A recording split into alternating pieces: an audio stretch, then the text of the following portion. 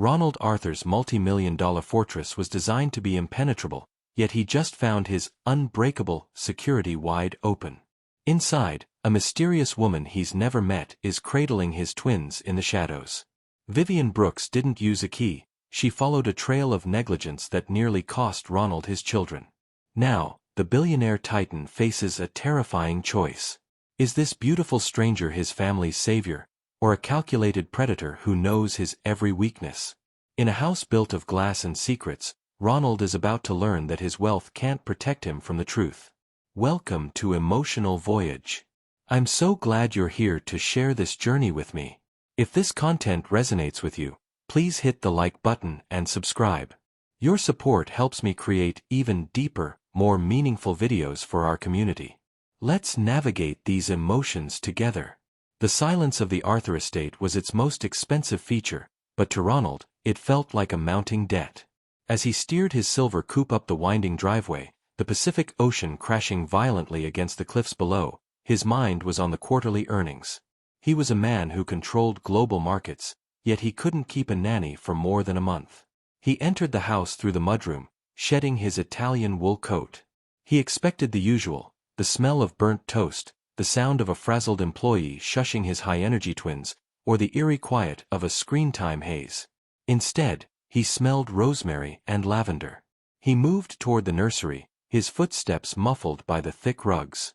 He stopped at the threshold, his breath hitching. The room was bathed in the soft blue light of the evening fog. His 3-year-olds, Ezra and Sophie, weren't in their cribs. They were on a quilt on the floor, mesmerized. A woman sat between them. She was black, her skin glowing like polished mahogany in the dim light, wearing a deep green sweater that looked soft enough to disappear into. She wasn't reading a book, she was telling a story, her hands moving like birds in the air. And then, she whispered, her voice like velvet over gravel, the sea foam turned into silver horses. Ronald's hand tightened on the doorframe. He hadn't seen a Vivian Brooks on the agency's shortlist. He'd fired the last nanny via text 2 hours ago for leaving the gate unlocked. This woman shouldn't be here. She was a beautiful, calm intruder in his fortress of solitude. Who authorized you to be in my house? Ronald's voice cracked through the room like a whip. Vivian didn't flinch. She placed a protective hand on Ezra's shoulder and looked up. Her eyes weren't filled with the fear most people showed him. They were filled with a weary, knowing intelligence. The door was unlocked, Mr. Arthur, she said, her voice steady. I was walking the cliff path when I saw your daughter standing on the balcony railing. I didn't have time to ask for authorization. I had to choose between your privacy and her life. If a stranger saved your child but bypassed your security to do it, would you offer them a job or call the police? Ronald didn't move. His heart, usually a disciplined metronome of logic, hammered against his ribs. He looked at Sophie, who was now clutching a small, hand-knitted doll Vivian must have had in her bag. The image of his daughter on the balcony railing, 30 feet above jagged stone and freezing surf, turned his blood to ice. The gate has a biometric lock, Ronald said, though the steel in his voice was fraying. The balcony door is weighted. It's impossible for a 3-year-old to.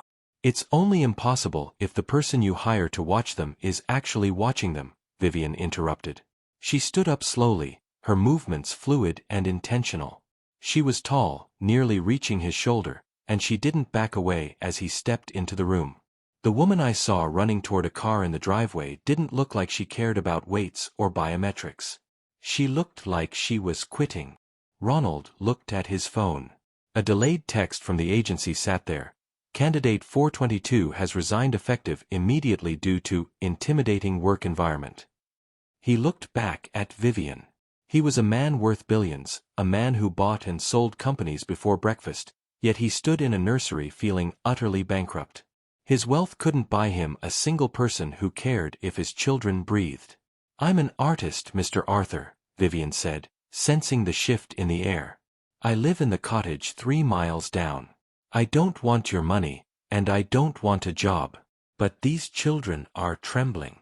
They don't need a security system. They need dinner and a bath. Ronald looked at his twins. They were watching Vivian with a level of trust they usually reserved for no one. He was a negotiator by trade. He knew a position of weakness when he saw one, and for the first time in his life, he leaned into it. "I'll pay you 5 times the agency rate," Ronald said, his voice dropping to a low, gravelly pitch. "Stay the night. Just until I can get a new team flown in from London." Vivian looked at him, her gaze scanning his expensive watch, his tired eyes, and the hollow emptiness of the massive house. She didn't haggle. "I don't need 5 times the rate," she said firmly. "But I'll stay tonight on one condition: you sit at the table and eat with them. No phone. No quarterly earnings. Just you." Vivian isn't interested in the money, she's interested in the man's presence. Do you think a billionaire like Ronald is even capable of putting his phone down for his kids? Drop a comment below. Is Vivian being too bold, or is this exactly the wake-up call Ronald needs? By the time the fog had fully swallowed the coastline, the glass house felt different. Usually, it was a cold museum of mid-century modern furniture and silent hallways. Tonight, it smelled of grilled cheese and tomato soup, simple, humbler things Vivian had found in the back of the gourmet pantry. Ronald sat at the heavy white oak table, feeling like an intruder in his own home. He watched Vivian navigate his kitchen with a grace that suggested she belonged among the shadows and the light of the coast. She didn't ask where the salt was, she found it. She didn't ask for permission to turn on the radio, she let a soft jazz station fill the void. "You're staring, Mr. Arthur," Vivian said without turning around from the stove. "I'm observing," Ronald corrected, though his pulse quickened. "You have a very specific way of moving. You aren't a nanny." "I told you, I'm a painter. I study how things fit together," she said, finally bringing 2 small plates to the twins. She sat across from him, resting her chin on her hand. "And right now, you don't fit in this room. You're holding your fork like a weapon." Ronald looked down at his hand and slowly relaxed his grip. He looked at Ezra, who was covered in soup and smiling. "I've spent 10 years building a fortress to keep them safe. Tonight showed me the walls are paper." "Walls don't keep people safe," Vivian said softly. "They just keep people lonely." "You've built a cage, Ronald.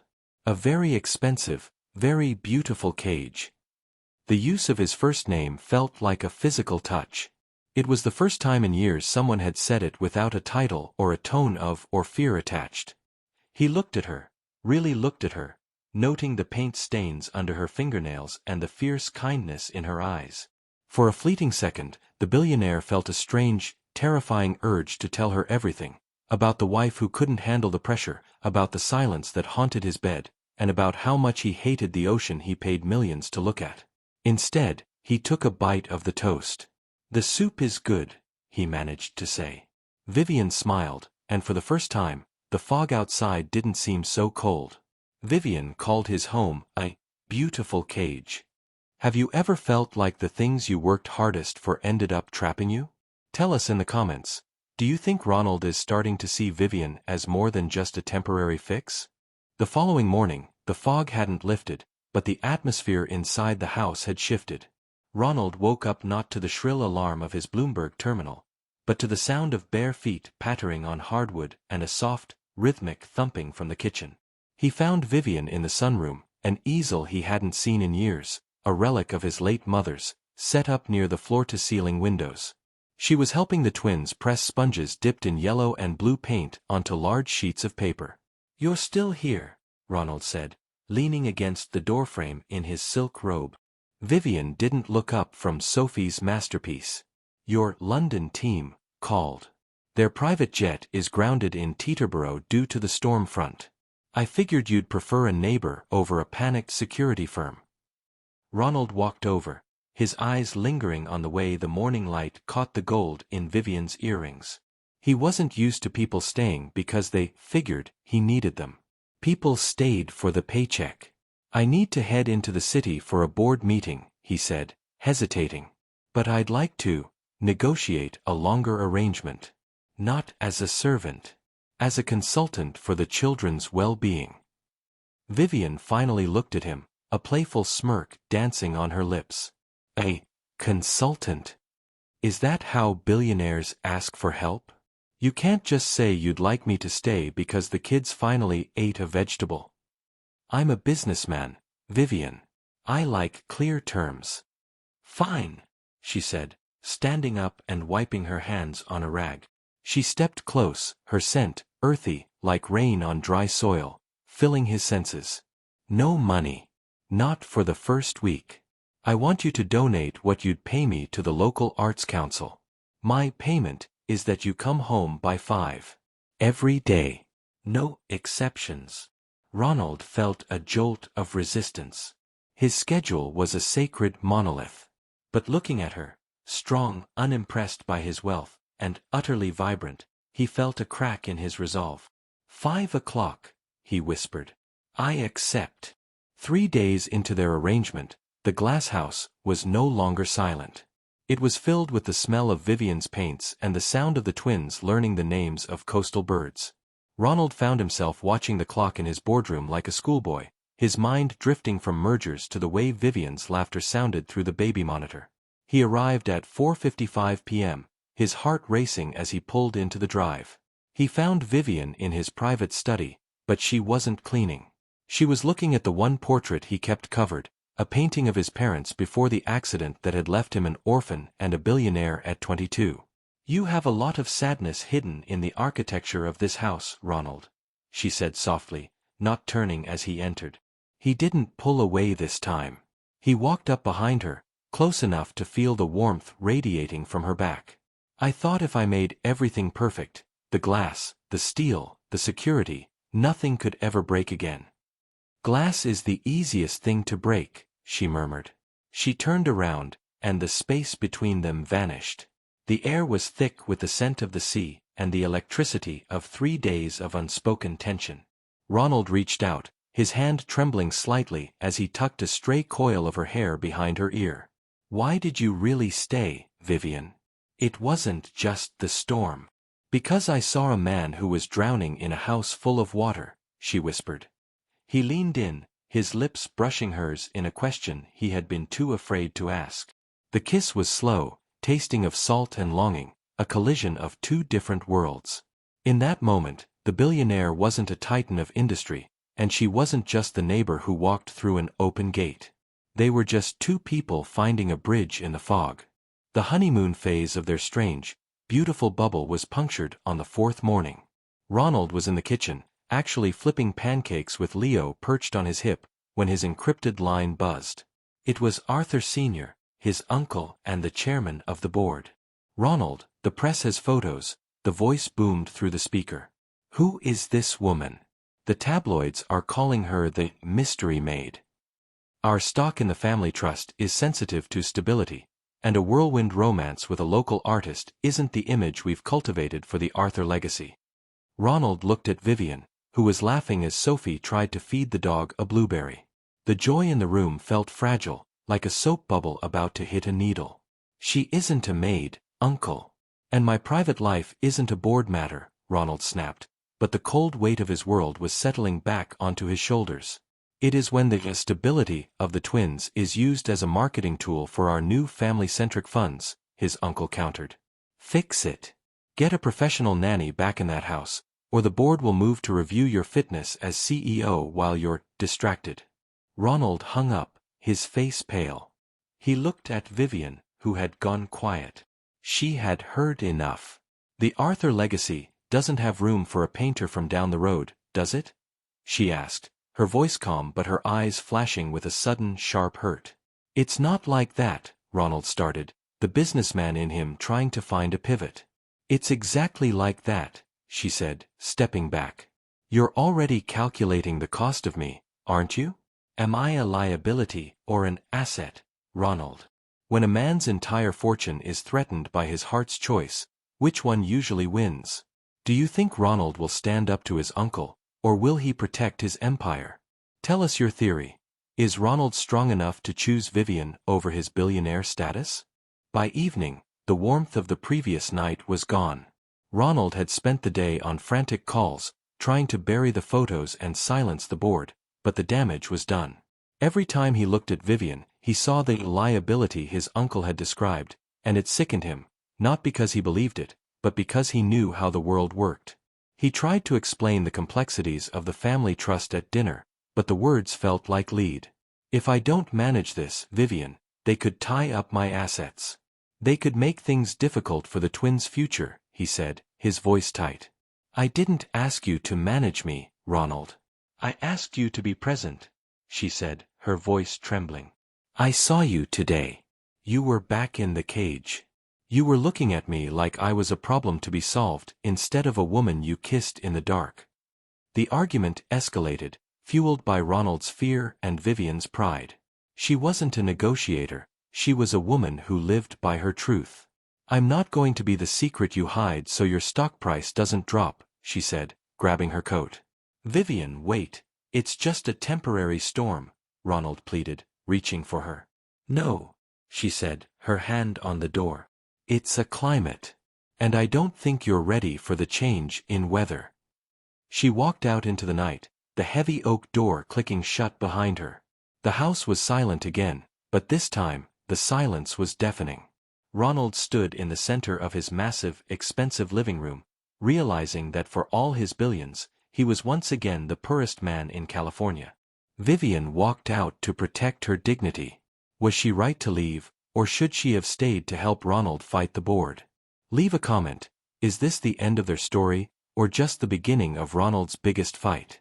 The 48 hours following Vivian's departure were the quietest in Ronald Arthur's life. He had fired the security team that let the gates stand open, and he had successfully blocked the tabloids from running the Mystery Maid headline, but the victory felt hollow. He sat in his home office, surrounded by 3 monitors displaying the rising tide of his net worth. But downstairs, the kitchen was cold. There was no jazz on the radio, no smell of rosemary, and most importantly, no laughter. Ezra and Sophie were on a hunger strike, refusing the organic purees the new, high-priced nanny tried to serve them. They want VV, the new nanny sighed, her voice clinical and detached. I'm afraid they're becoming quite difficult, Mr. Arthur. They aren't difficult, Ronald snapped, staring at a spreadsheet that suddenly looked like gibberish. They're mourning. He realized then that he was doing the same. He looked at the easel in the sunroom, still holding the messy, colorful painting the twins had made with Vivian. He had spent his life building a fortress of paper, stocks, bonds, and deeds, only to realize that a fortress with no one inside is just a tomb. His uncle called again, prattling on about optics and long-term growth, but for the first time in 38 years, Ronald didn't listen. He hung up mid-sentence. The breaking point didn't come from a board meeting or a stock crash.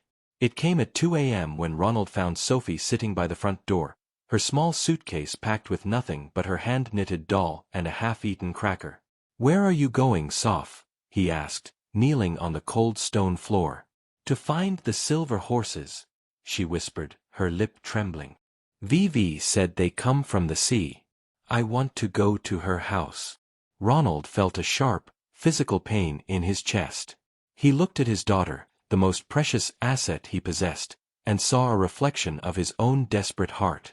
He had spent so long trying to protect them from the world that he'd forgotten to let them live in it. He picked her up, her small weight a reminder of what actually mattered. He didn't call his driver. He didn't check the optics. He walked to his desk, drafted a 1-sentence resignation as CEO of Arthur Holdings, and hit send. He didn't need the chair at the head of the table. He needed the woman who saw the man behind the glass. But as he looked out at the dark, crashing waves of the Pacific, a terrifying thought struck him. Vivian Brooks was a woman of pride and soul. Why would she ever take back a man who had treated her like a line item on a balance sheet? The drive to Vivian's cottage was short, but it felt like crossing an ocean. Ronald arrived just as the first light of dawn was turning the fog into a soft, glowing lavender. He stood on her porch, clutching a small, crumpled piece of paper, Ezra's drawing of a heart. When the door opened, Vivian didn't look like a woman who had been pining. She looked like a woman who had been working. Her face was smudged with charcoal, and her eyes were tired but sharp. It's 5 in the morning, Ronald, she said, her voice flat. The board meeting isn't for another 4 hours. I'm not going to the meeting, Ronald said, his voice raw. He held out the drawing. The twins haven't eaten. Sophie tried to walk to the ocean to find your silver horses. And I realized that I've spent my life buying things because I was too scared to feel things. Vivian looked at the drawing, then back at him. She didn't move. And your uncle? The Arthur legacy? I resigned, he said simply. I'm just Ronald now. A man with 2 kids and a very big, very empty house. I don't want a consultant, Vivian. I want a life. With you. If you'll have a man who's still learning how to be human. Vivian stepped onto the porch, the morning air chilling her skin, but her eyes were beginning to soften. She looked at the man in front of her. No longer the polished titan in the Italian suit, but a father with messy hair and a desperate hope in his eyes. You resigned, she whispered, the weight of his words finally sinking in. Ronald, that was your whole identity. No, he said, taking a step closer, his hands reaching for hers. That was my armor. You're the only person who looked at me and saw that I was shivering inside of it. I don't care about the stock price, Vivian. I care about the way you hum when you're painting. I care about the fact that my kids finally feel safe because of you. I care about us. Vivian let out a long, shaky breath. She didn't care about the billions, but she cared deeply about the man who was willing to lose them to find himself. She reached up, her fingers brushing the stubble on his jaw. I don't need a billionaire, she said, a small, beautiful smile breaking through. I just need the man who keeps his promise to be home by 5. I'll be there at 4:30, he promised, pulling her into a kiss that tasted like the end of a long winter. 1 year later. The glass house was no longer a museum. The white oak table was covered in permanent paint stains, and the air was filled with the smell of Vivian's garden and the sound of a new melody on the piano. The Arthur legacy had changed. Ronald had started a new, private venture, one that funded local artists and built community centers, but his most important work happened within the walls of his home. On a warm spring evening, exactly a year after they met, Ronald led Vivian down to the private beach below the cliffs. The twins were with his ma, his aunt who had finally sided with his happiness over the board's demands. As the sun dipped below the horizon, turning the sea foam into shimmering silver, Ronald dropped to one knee in the sand. He didn't pull out a ring that cost a fortune, though he could have.